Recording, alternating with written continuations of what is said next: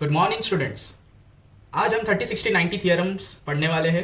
45, 45, 90 theorem जो है वो उसके लिए मैं एक सेपरेट वीडियो बनाऊंगा।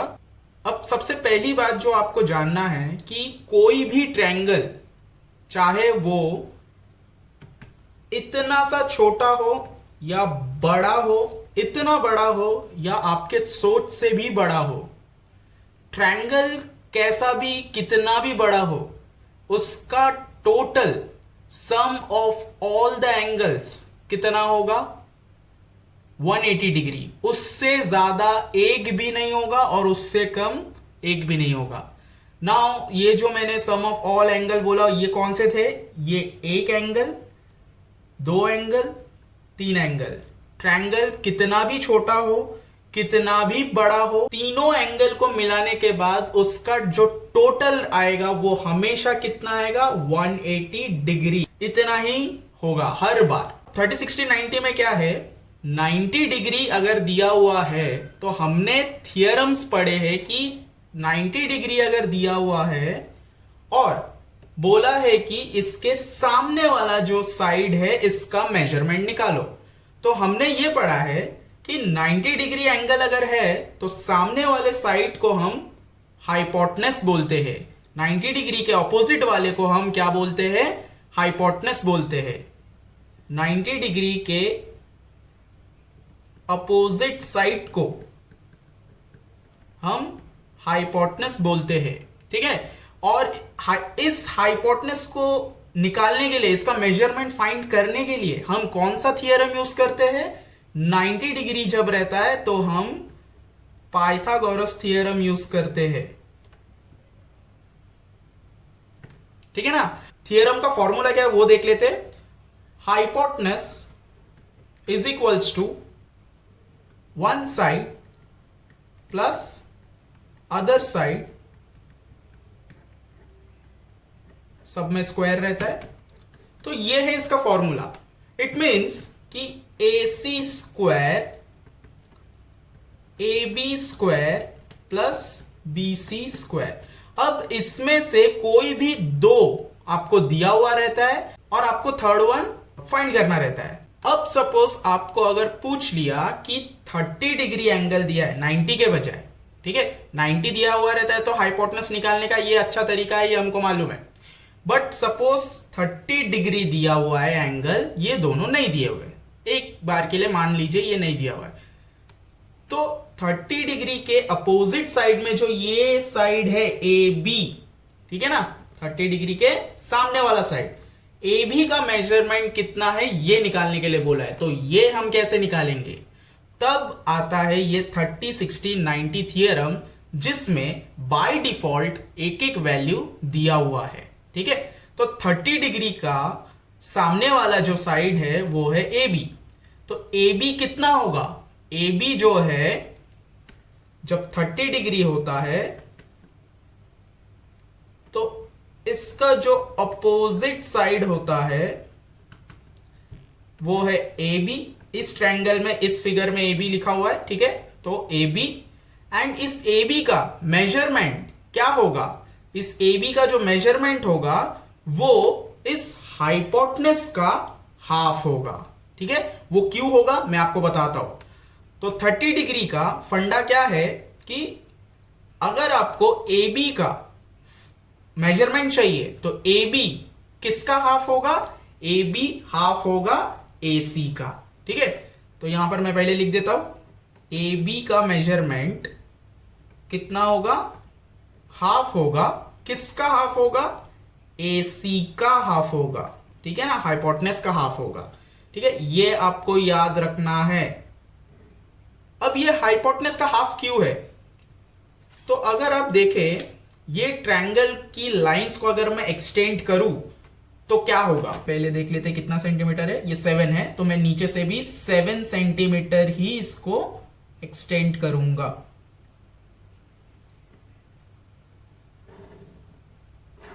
ओके। नाउ इसको मैं यहां तक जोड़ दूंगा,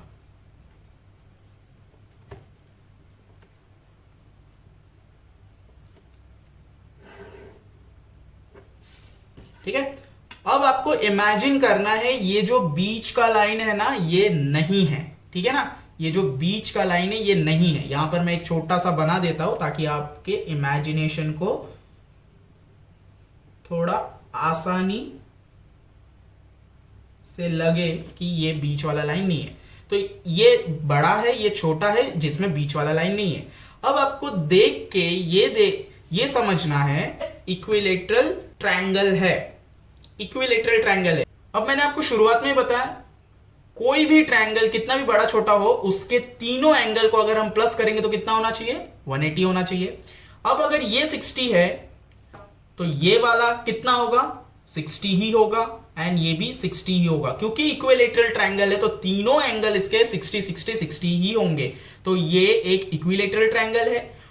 तो उस हिसाब से ये 60, ये 60, ये भी 60, ठीक है। अब अगर 60 60 एंगल्स है तो इनके साइड्स भी कैसे होंगे, इक्वली होंगे। सपोज ये 3 सेंटीमीटर है तो ये भी 3 सेंटीमीटर होगा एंड ये भी 3 सेंटीमीटर होगा। अब आपको ये समझना है कि अगर ये 14 सेंटीमीटर है और ये भी 14 सेंटीमीटर है तो ये भी कितना होगा, 14 सेंटीमीटर ही होगा। एंड अब आपको इमेजिन करना है ये बीच में से बाइसेक्ट लाइन गया है, ठीक है, जो कि यहां से एकदम स्ट्रेट गया है। और स्ट्रेट जैसे ही जाता है एक हॉरिजॉन्टल लाइन के साथ एक वर्टिकल लाइन अगर स्ट्रेट जाता है तो वहां पर कौन सा एंगल क्रिएट होता है, परपेंडिकुलर। ये हमने पढ़ा था।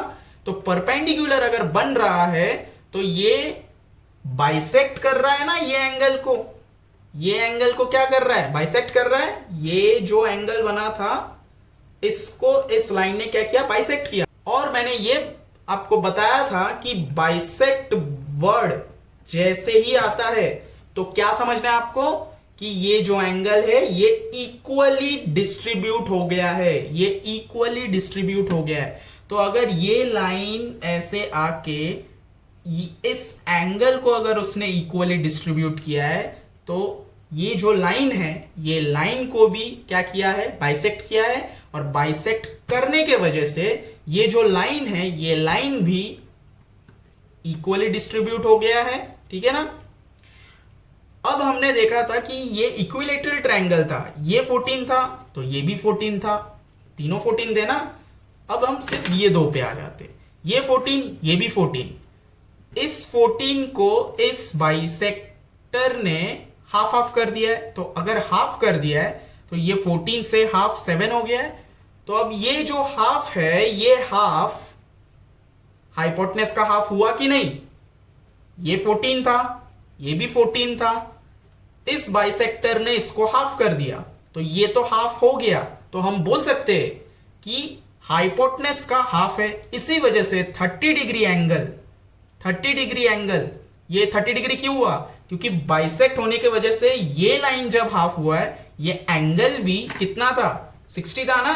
तो 60 से कितना हो गया, हाफ हो गया। तो एंगल भी हाफ हो गया, ये लाइन भी हाफ हो गया। इस वजह से 30 डिग्री के सामने वाला एंगल हाफ है। किसका हाफ है, हाइपोटेनस का हाफ है। अब आपको समझ में आया, 30 डिग्री का अपोजिट साइड हाइपोटेनस का हाफ क्यों है, ठीक है। ओके, आगे बढ़ते हैं। अब आते हैं बचा 60 डिग्री के सामने वाला। तो अब नीचे वाला भूल जाइए, सिर्फ इतना आपको ट्रायंगल देखना है। तो 60 डिग्री के सामने वाला जो साइड है वो क्या है, BC। यहां पर मैं लिख देता हूं 60 डिग्री के अपोजिट साइड का नाम क्या है इस फिगर में, BC। तो हमको अगर बोला कि 60 डिग्री दिया है और आप बताओ कि सामने वाला जो साइड है जो BC उसका मेजरमेंट कितना होगा, तो हम इसमें यही वाला फॉर्मूला अप्लाई करेंगे। चलिए अप्लाई करके देखते हैं कि hypotenuse is equals to one side plus other side.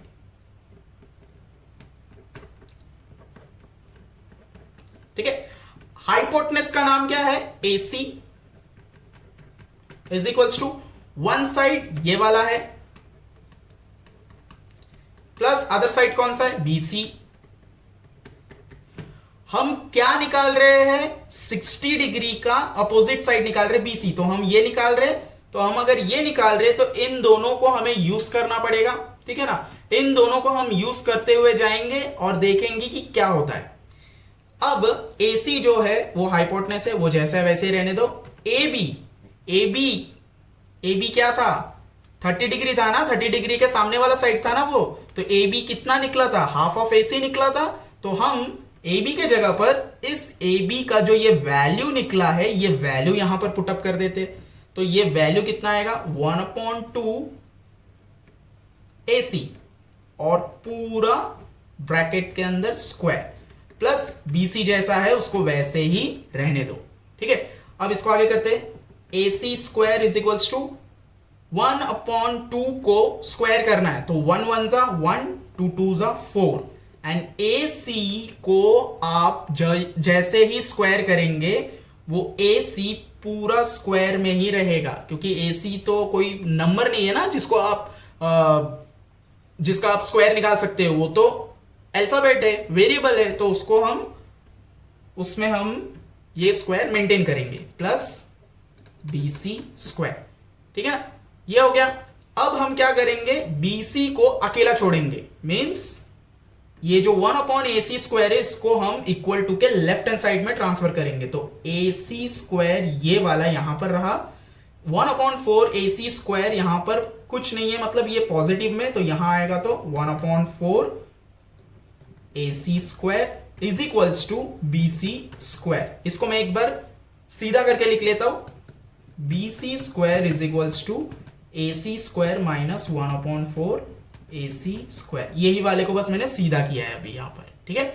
अब इसको आगे करते हैं, आगे क्या होगा, ये 1/4 है, ठीक है ना, ये अपॉन में है, नीचे है, तो अगर ये नीचे है तो हम इसको क्या कर सकते हैं, क्रॉस मल्टीप्लाई के हिसाब से कर सकते हैं, तो BC square is equals to 4 cross multiply में एक बार जाएगा AC के साथ मल्टीप्लाई होगा, तो 4 इंटू AC स्क्वायर। समझ में आया आपको, ये जो 4 है ये माइनस है ना यहाँ पर, तो 4 है वो AC के साथ जाके मल्टीप्लाई होगा, तो 4AC हो गया, माइनस यहां पर क्या बचा, AC स्क्वायर बचा है ना, 1AC स्क्वायर ऊपर 1AC स्क्वायर, तो यहां पर आएगा AC स्क्वायर और नीचे 1/4 था तो 4 आएगा। ये मैं आपको यहां पर एक बार करके बता देता हूं, वो जो मिक्स फ्रैक्शन होता है ये वैसा ही है।